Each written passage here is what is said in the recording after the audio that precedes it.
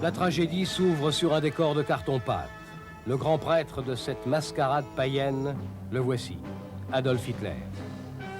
Le nouveau chef de l'Allemagne adore ces cérémonies à la fois grandioses et ridicules, où l'on célèbre la fin des humiliations de l'Allemagne et le triomphe des futures conquêtes.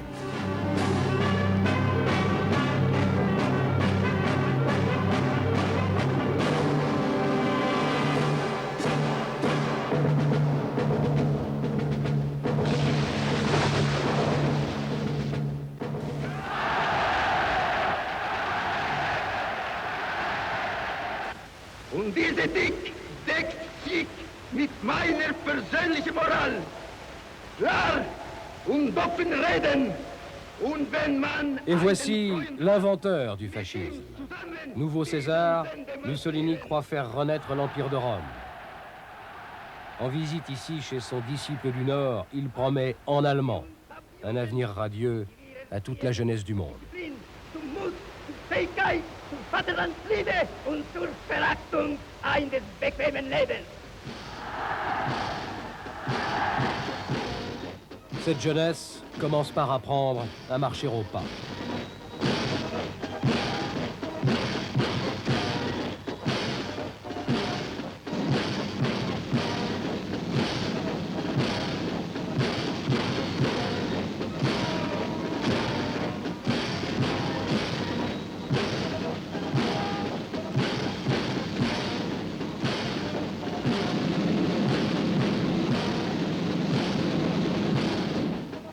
Ces deux aventuriers devenus chefs d'État vont entraîner le monde au désastre et à la ruine. Premier acte, Hitler se lance à la conquête de cet espace vital qu'il juge indispensable pour l'Allemagne. Après chaque mauvais coup, la faiblesse des démocraties va l'encourager à recommencer. L'Anschluss, l'Autriche annexée devient une simple province allemande. Seule fausse note de l'opération, les nombreux chars qui tombent en panne sur la route de Vienne. À l'arrivée de l'été, Hitler menace la Tchécoslovaquie. La province des Sudètes, où vivent de fortes minorités allemandes, rentre de force, elle aussi, dans le Grand Reich. Les généraux de la Wehrmacht craignaient la réaction des Occidentaux. Ils avaient tort. Paris et Londres n'ont pas bougé. En septembre, c'est la conférence de Munich, où l'aveuglement des démocraties va culminer. Face à Hitler et Mussolini, M. Chamberlain, chef du gouvernement de Sa Gracieuse Majesté, et le président du Conseil français Daladier s'inclinent, une fois de plus, devant la politique du fait accompli. Ils abandonnent la Tchécoslovaquie, leur meilleur allié en Europe, croyant sauver la paix.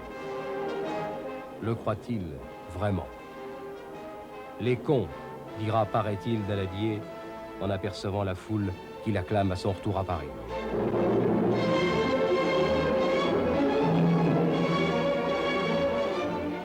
Chamberlain, lui, semble y croire. I had another talk with the German Chancellor, Herr Hitler. And here is the paper which bears his name upon it as well as mine. We regard the agreement signed last night and the Anglo-German naval agreement as symbolic of the desire of our two peoples never to go to war with one another again. Voici la réponse. Deuil et ruine.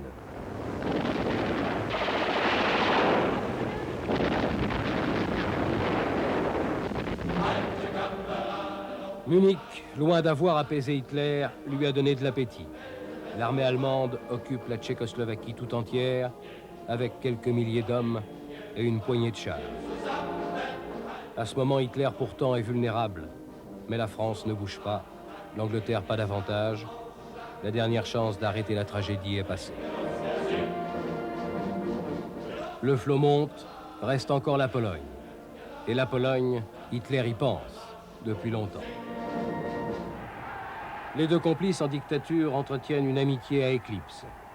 Le bouillant Mussolini considérait il n'y a pas si longtemps le national-socialisme comme une doctrine dangereuse et Adolf Hitler comme un dégénéré sexuel. Aujourd'hui, le Duce a changé de cap. C'est le temps du pacte d'acier, de l'axe Rome-Berlin, contre le bolchevisme et contre les démocraties décadentes.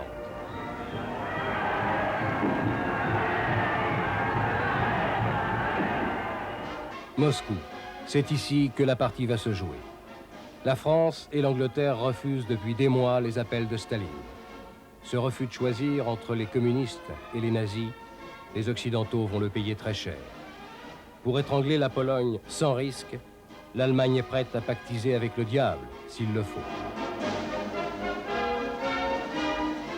Le 23 août 1939, Molotov accueille à Moscou von Ribbentrop, ministre des Affaires étrangères du Reich. Peu avant minuit, le monde stupéfait apprend la nouvelle. L'Allemagne et l'Union soviétique ont signé un pacte de non-agression. Staline sourit, l'URSS s'engage à fournir du pétrole à l'Allemagne et les deux pays ont, dans une clause secrète, prévu de se partager les dépouilles de la Pologne. Hitler exulte, maintenant, dit-il, j'ai le monde en poche. Danzig, la guerre va commencer là. La Wehrmacht entre dans cette ancienne ville allemande perdue en 1919. Il ne reste plus rien du traité de Versailles.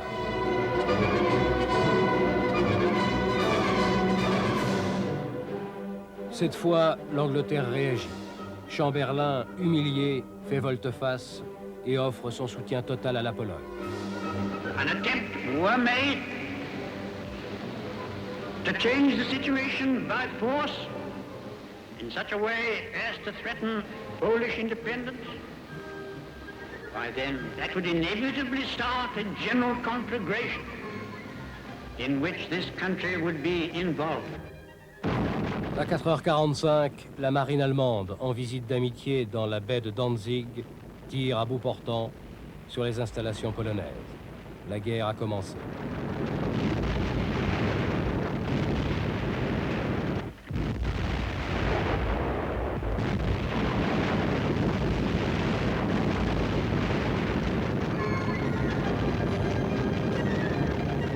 À 6h, l'armée allemande entre en Pologne.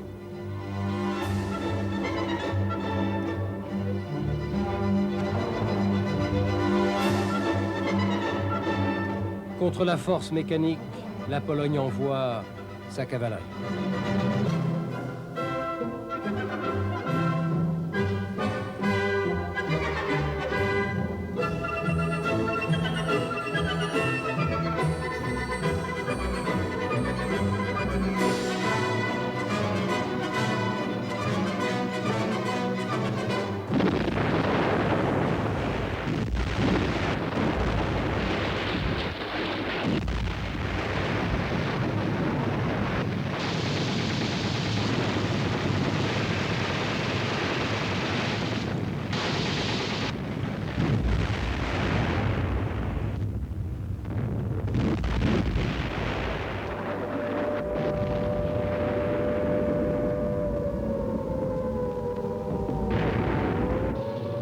On croyait l'armée polonaise capable de résister, mais en réalité, elle a une guerre de retard. Dans un ciel vide de tout danger, la Luftwaffe entreprend l'anéantissement systématique de Varsovie.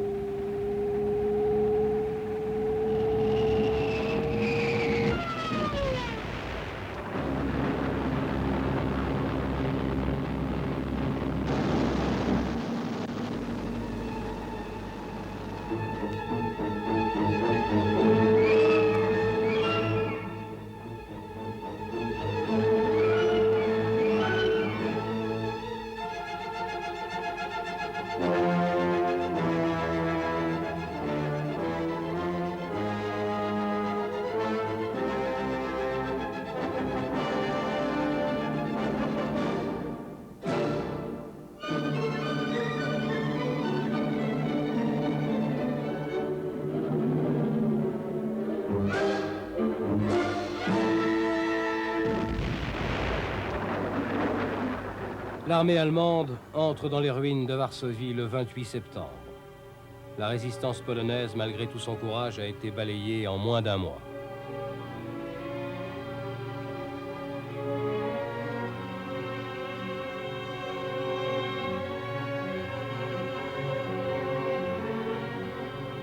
Hitler a maintenant décidé de rayer la Pologne de la carte. Il faut, dit-il, l'empêcher de revivre. C'est Himmler, le chef suprême des SS, qui se charge de la besogne. Derrière les soldats de la Wehrmacht arrivent les tueurs nazis, qui commencent la liquidation systématique de la noblesse et des intellectuels polonais. Les premiers convois de juifs prennent la direction des camps.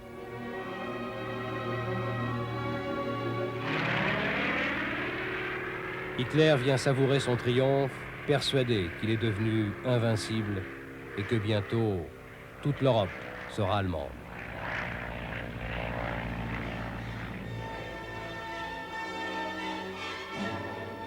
Le 17 septembre, Staline frappe la Pologne dans le dos.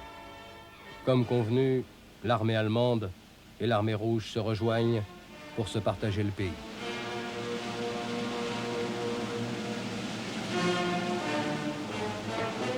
La Pologne n'existe plus. Le drame polonais a enfin ouvert les yeux des Alliés sur la vraie nature de l'hitlérisme. L'Angleterre a déclaré la guerre à l'Allemagne le 3 septembre. L'Empire britannique tout entier mobilise. Les premiers soldats embarquent pour la France.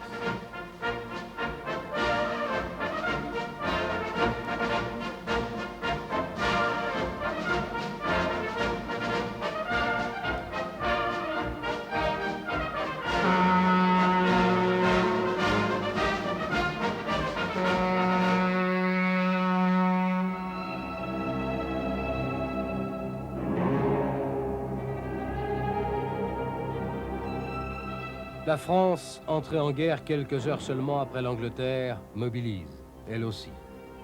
On est loin, certes, de l'enthousiasme de 1914. Pourtant, sur le papier, cette armée française a fière allure. Il va, hélas, bientôt falloir déchanter.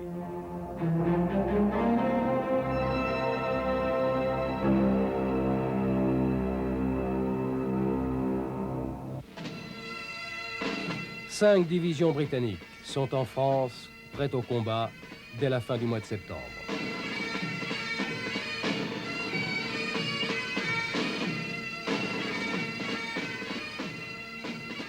Le général Gamelin, grand patron de l'armée française, vient les accueillir en personne. Nous n'avons pas oublié ce qu'ont été vos prédécesseurs au cours de la dernière guerre. Et nous sommes heureux de voir combien vous savez vous entraîner pour vous préparer à marcher sur leurs traces. Je vous salue. Hop, hop, allez! Hop, hop, allez! Hop, hop, allez! Hop, hop, allez!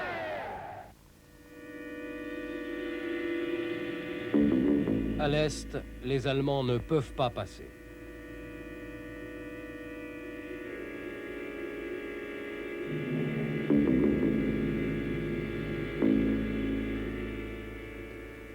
Retranchée derrière la ligne Maginot, la France se sent en sécurité. L'ouvrage, il est vrai, est formidable, impressionnant.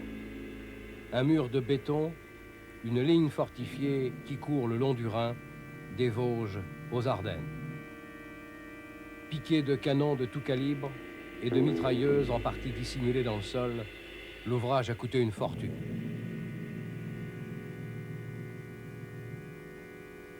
Le gouvernement n'a pas voulu le prolonger jusqu'à la mer pour ne pas heurter la susceptibilité des pays neutres, le petit Luxembourg et la Belgique. À l'abri de ce bouclier qui semble inviolable, les Français attendent et observent. Il ne se passe rien ou presque. C'est le début de la drôle de guerre.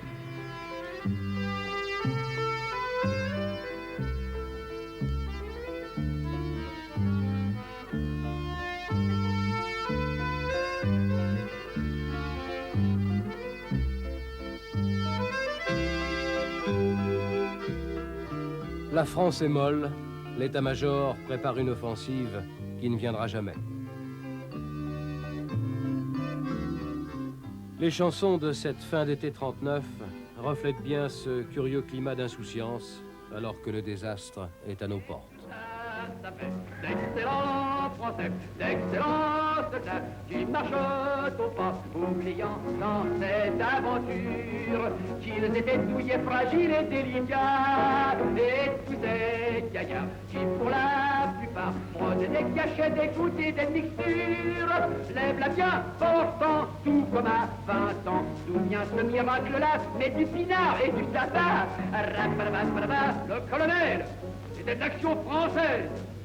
Le commandant était un modéré. Le capitaine était pour le diocèse. Et le lieutenant boulotait du curé. Le chuteux était un fervent extrémiste. Le sergent, un socialiste convaincu. Le caporal inscrit sur toutes les listes. Et deuxième classe au PMU. Et tout ça, d'excellents Français, d'excellents soldats qui marchent au pas en pensant que la République c'est encore le meilleur régime ici-bas. Et tous ces gaillards qui pour la plupart n'étaient pas du même avis en politique lèvent-la tous d'un camp, quel que soit leur sort. Ils désirent tous désormais qu'on nous foute une bonne fois la paix.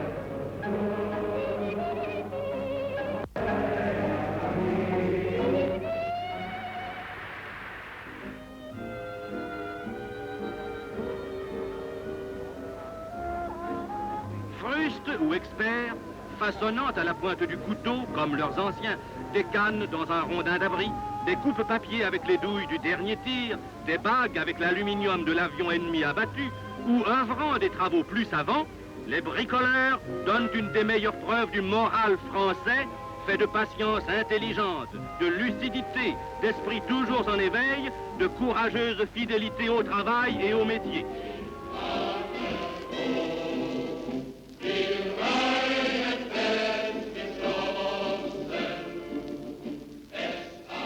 En face, l'Allemagne est chauffée à blanc. Les Français ont la ligne Maginot, les Allemands la ligne Siegfried, tout aussi inviolable. La bataille devra avoir lieu ailleurs.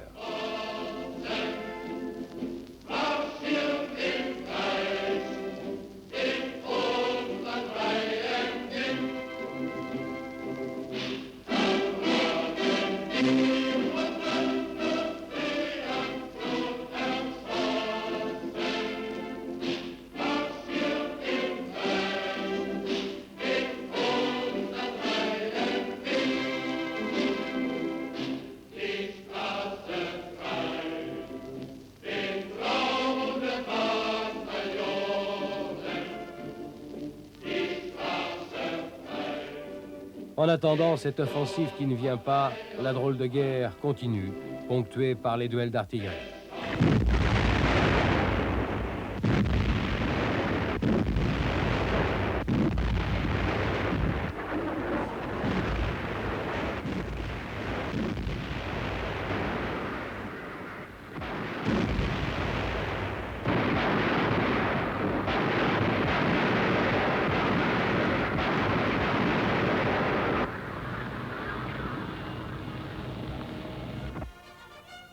Les soldats allemands s'essaient à la propagande, sentant peut-être que le moral de ceux d'en face n'est pas au plus haut. Les haut-parleurs diffusent de la musique française.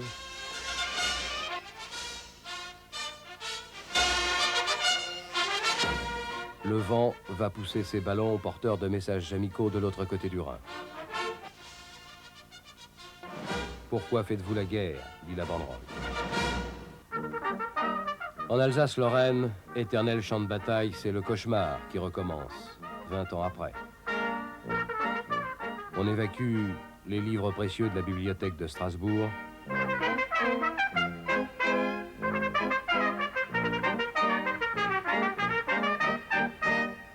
Les communautés religieuses mettent à l'abri les objets du culte.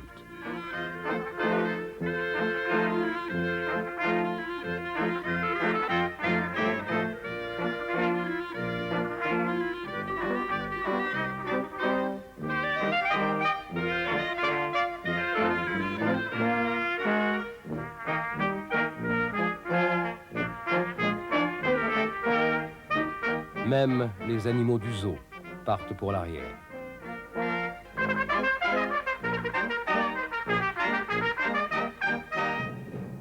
Brutalement, le 9 avril 40, Hitler frappe où on ne l'attend pas.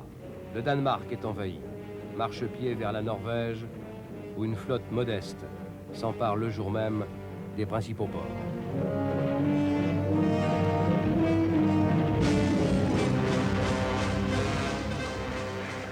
Des parachutistes sont largués sur les principaux aérodromes. C'est la première opération aéroportée de la guerre.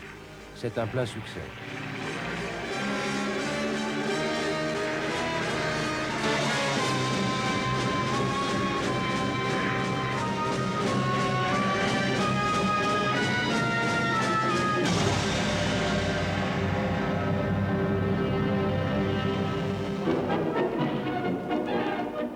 La Scandinavie est verrouillée.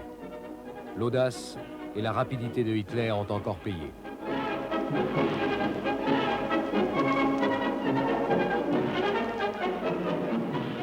Quisling, un grand ami de l'Allemagne, s'installe en Norvège.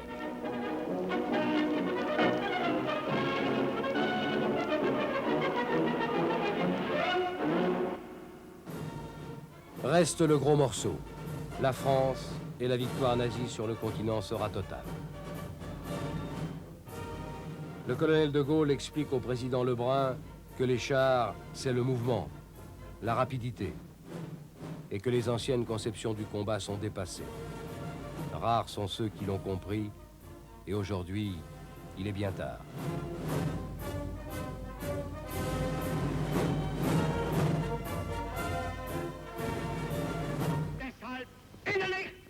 Hitler et les dirigeants nazis s'enivrent de leur succès. Les inquiétudes des généraux de la Wehrmacht sont balayées. Und dass man die Wahrheit über Deutschland berichtet. 50.000 Mann auf den Baustellen, ganz Deutschland erfasste. Überall herrscht seit einem Jahr Regen. Und für den deutschen Ex. Die Reinheit seiner Rasse hält. Hitler aber ist Deutschland, wie Deutschland Tugend ist. Und Hitler n'écoute plus rien, ni personne. L'assaut final contre les Alliés est décidé.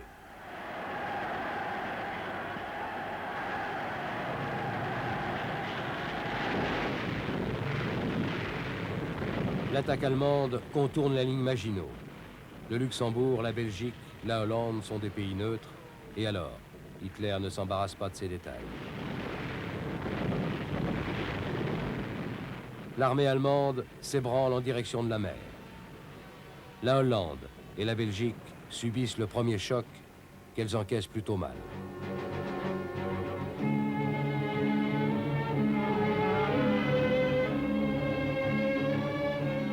La Luftwaffe de Göring est nettement supérieure à l'aviation alliée. Pendant toute l'offensive, le ciel sera allemand.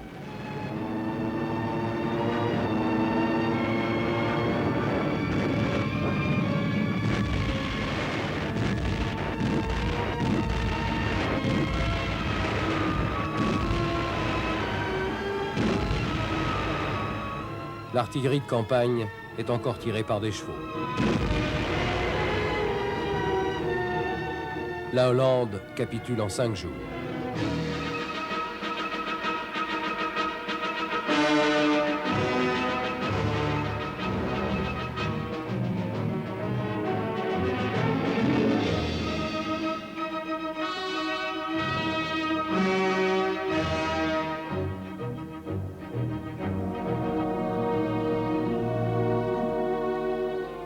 Fuyant les villes systématiquement bombardées, les populations civiles prennent le chemin de l'exode.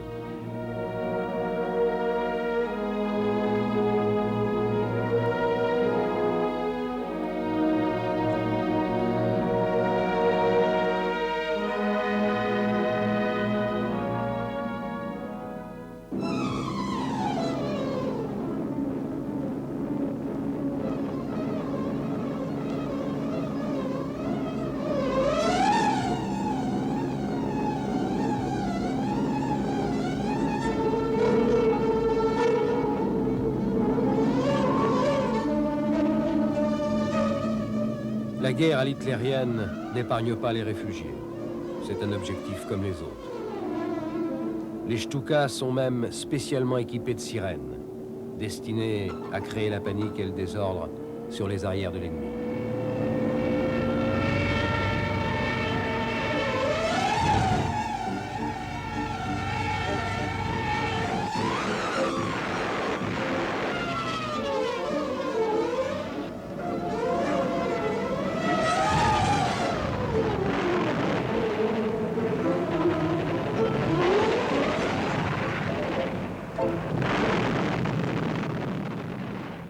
Les Alliés, sérieusement bousculés dans les Flandres, ne voient pas que c'est là, au cœur des Ardennes, que va porter l'offensive principale.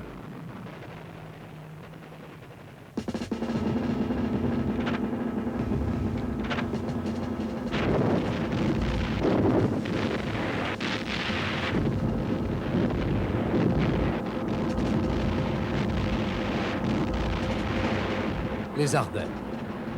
Pour l'état-major, elles sont depuis toujours réputées infranchissables par une armée en campagne. Forêt très dense, terrain accidenté, c'est un vrai prolongement naturel de la ligne Maginot. Un homme pourtant croit, lui, qu'on peut passer, et passer avec des chars. Cet homme, c'est Guderian, l'un des généraux allemands les plus brillants. Il a soigneusement étudié le terrain et il a réussi à convaincre Hitler. Pour leur malheur, les Alliés n'ont pas vu la plus grande concentration de chars jamais rassemblés, embusqués derrière les Ardennes dès le début de l'offensive.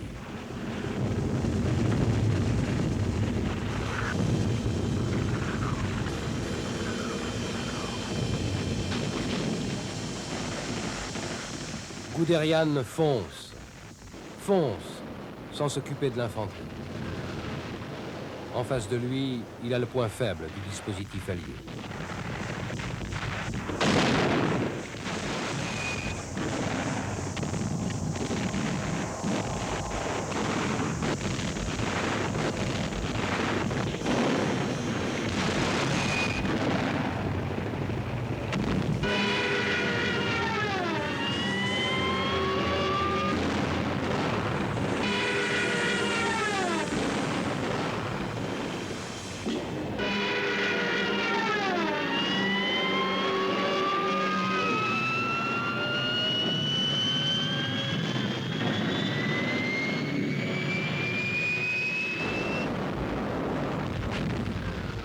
En 3 jours, les Allemands sont sur la Meuse.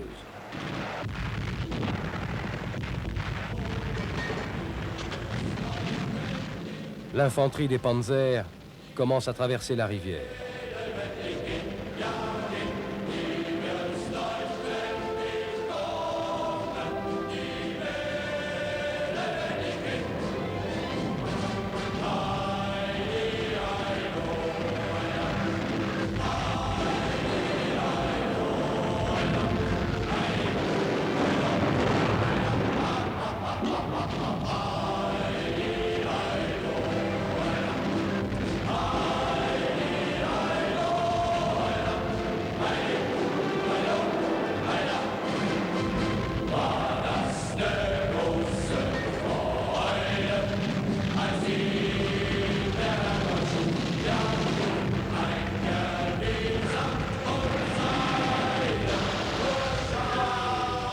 En quelques heures, un pont est construit où vont s'engouffrer les chars de Guderian.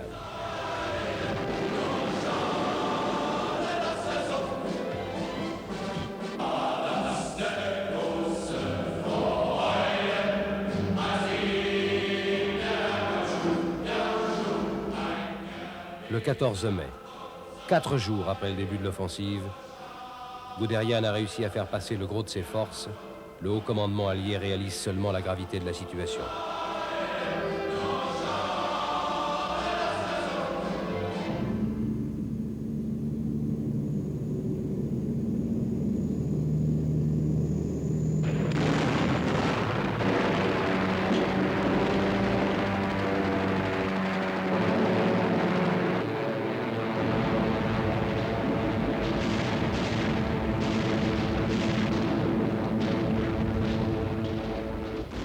Les Français ne réussissent pas à endiguer le flot.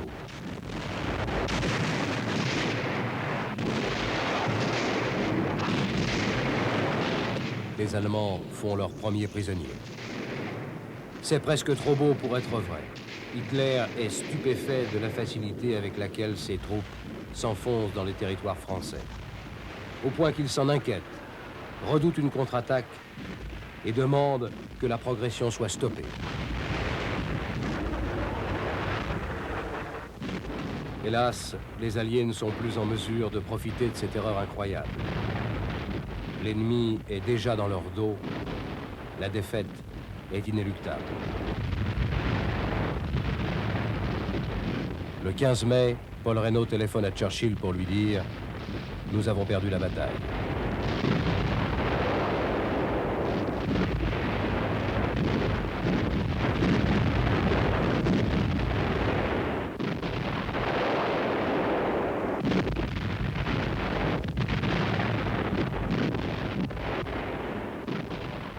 Les Panzers reprennent leur marche en avant. Devant eux, il n'y a plus que le vide. Le 16, l'armée allemande arrive sur l'Oise. En pleine débandade, l'aile droite de l'armée française bat en retraite comme elle le peut. Perdue, humiliée. Cette armée alliée que les généraux allemands redoutaient tant s'est effondrée en quelques jours.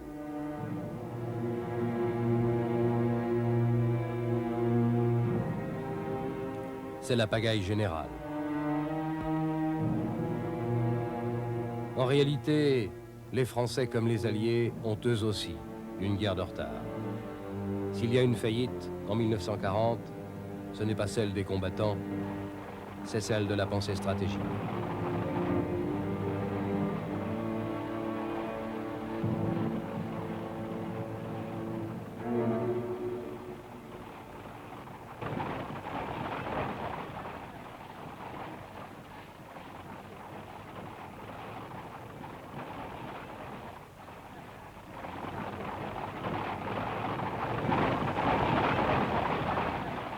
Le piège se referme à toute vitesse.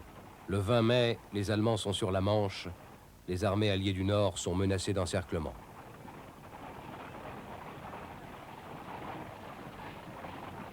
En plein désastre, Weygand remplace Gamelin. 30 divisions de l'armée française sont tombées aux mains des Allemands.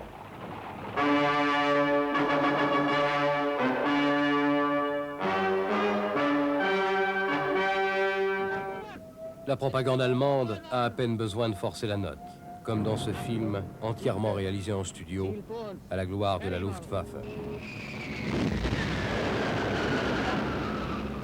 Tief schönes Bodenfenster nehmen und kippen! Ich vergessen aufs Knöpfchen drücken. Und jetzt!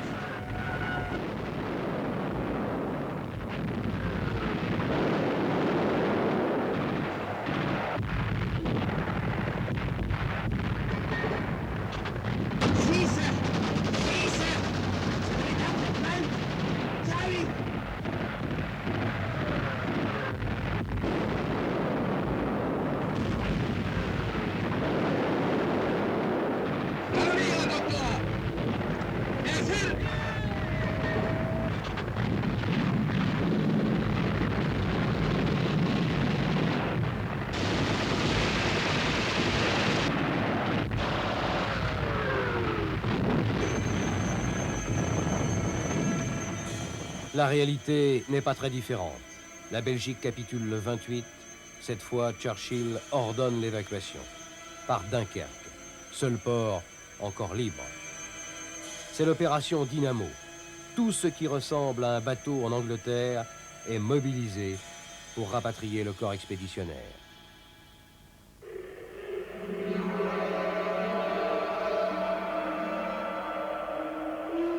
Hitler ordonne à la Luftwaffe d'en finir avec Dunkerque. Les panzers, qui sont à 15 km seulement du port, ont reçu l'ordre de ne pas bouger. Incompréhensible. Au point que certains se demandent aujourd'hui si Hitler n'a pas voulu laisser une issue à Churchill pour pouvoir ensuite signer avec lui une paix de compromis. En tout cas, l'erreur militaire est énorme. À Dunkerque, c'est l'enfer, mais la Royal Navy va réussir l'exploit de rapatrier 338 000 hommes britanniques et alliés.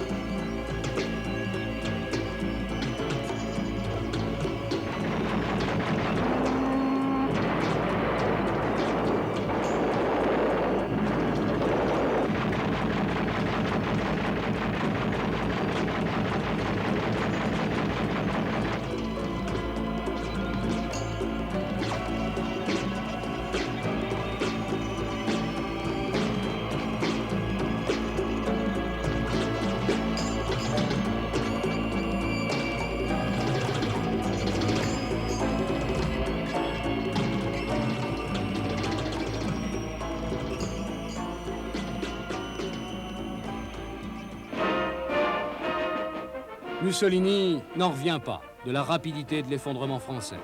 Il réclame sa part de butin. La Corse, la Savoie, Nice, Menton. L'Italie déclare guerre à la France le 10 juin.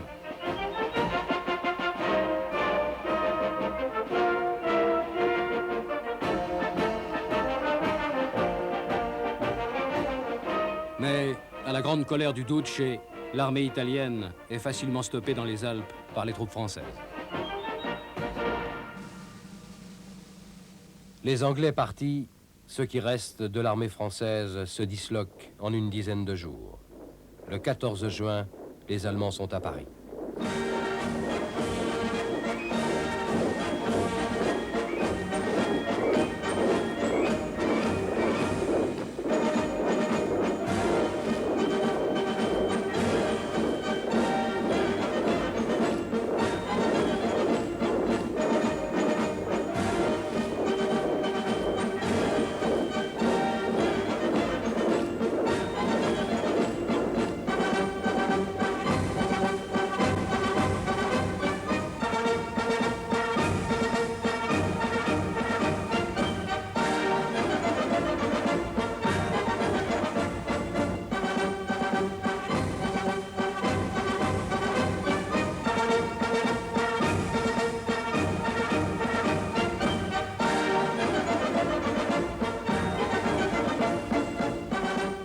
Hitler réalise son rêve.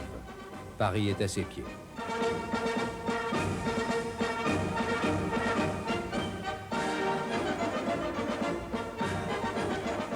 La France se décompose. Weygand presse le gouvernement de négocier l'armistice. Plus personne ne peut arrêter la progression de l'armée allemande. Paul Reynaud refuse la capitulation et démissionne. Le maréchal Pétain lui succède à 84 ans. Son prestige est immense, mais croyant sans doute sauver l'essentiel, il va engager la France dans l'équivoque tragique de la collaboration. Le moment n'est pas venu de vous réfugier dans l'amertume ou de sombrer dans le désespoir. Vous n'êtes ni vendu, ni trahi, ni abandonné. Ceux qui vous le disent vous mentent et vous jettent dans les bras du communisme. Vous souffrez et vous souffrirez longtemps encore, car nous n'avons pas fini de payer toutes nos fautes. Rappelez-vous surtout que vous êtes des hommes, les hommes d'une vieille et glorieuse nation. Ressaisissez-vous, chassez vos alarmes, venez à moi avec confiance.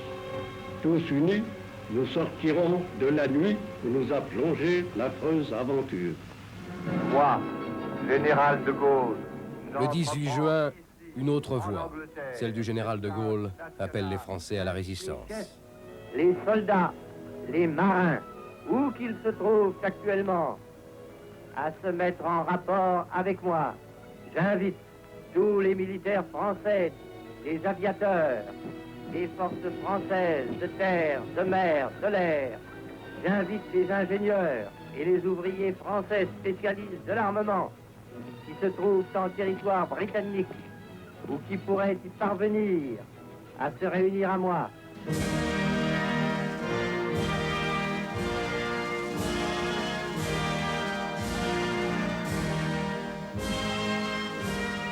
Le 22 juin, la France, aux 2 tiers occupée, accepte les conditions de l'Allemagne. C'est l'armistice. Hitler a voulu une mise en scène wagnérienne et exigé que la cérémonie ait lieu en forêt de Compiègne, au même endroit et dans le même wagon où l'Allemagne avait capitulé en 1918.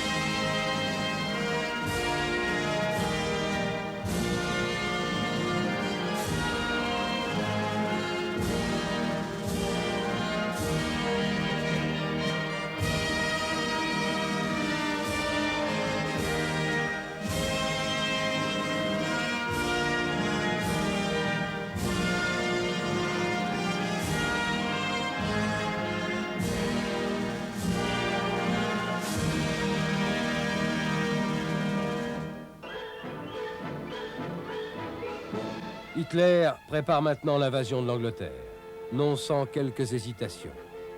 Aucun plan n'a été préparé. L'état-major n'est pas chaud pour se lancer dans cette expédition. La marine allemande manque de bateaux. L'Angleterre est seule, mais elle a un atout. La Manche. Le roi George VI vient voir cette mer qui, tout au long de son histoire, a protégé l'Angleterre et que l'on essaie aujourd'hui d'enflammer pour empêcher un débarquement.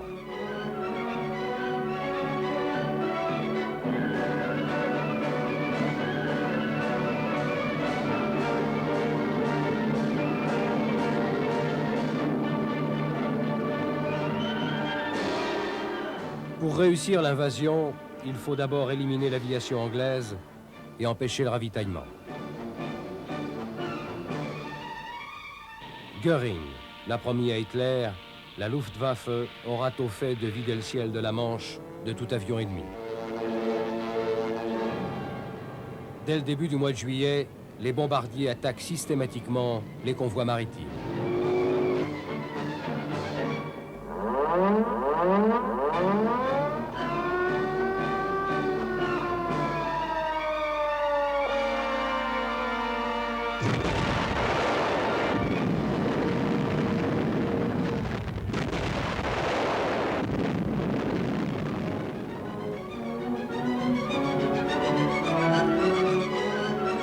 Göring s'est vanté.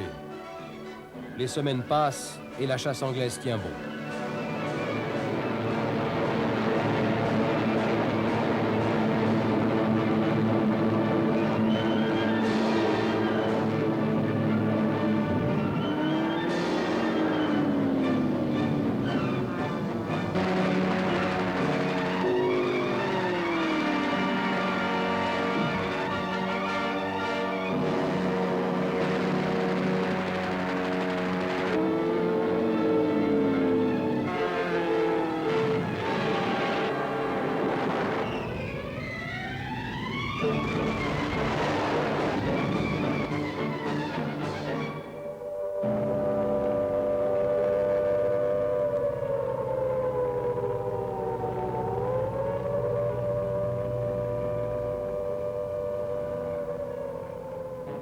La Luftwaffe change de tactique.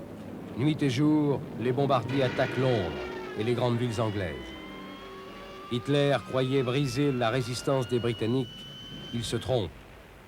C'est la volonté de se battre, de tout un peuple qui se renforce.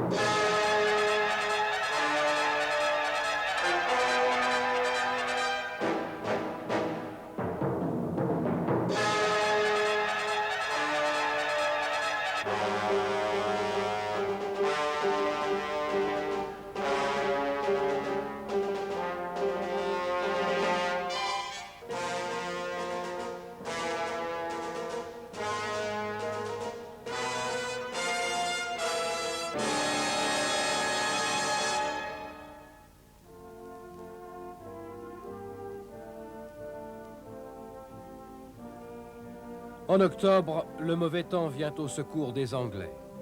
Hitler doit accepter l'évidence, il a perdu la bataille d'Angleterre, c'est sa première défaite.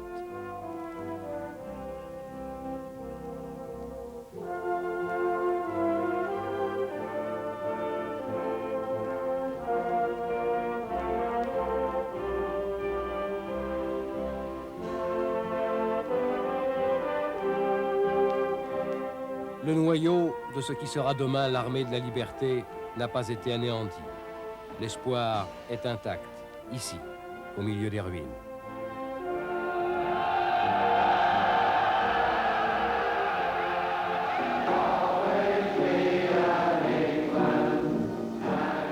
C'est en pensant aux pilotes anglais que Churchill dira « Jamais, dans l'histoire des conflits humains, un si grand nombre d'hommes eut une dette aussi grande envers une si petite poignée de leurs semblables. »